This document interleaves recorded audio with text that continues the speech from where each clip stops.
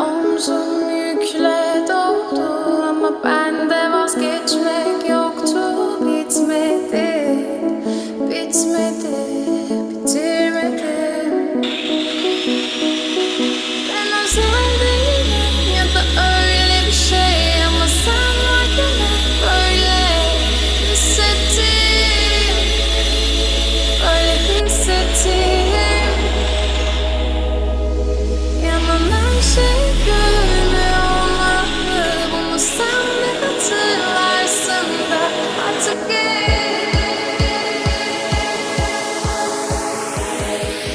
böyle hissettim.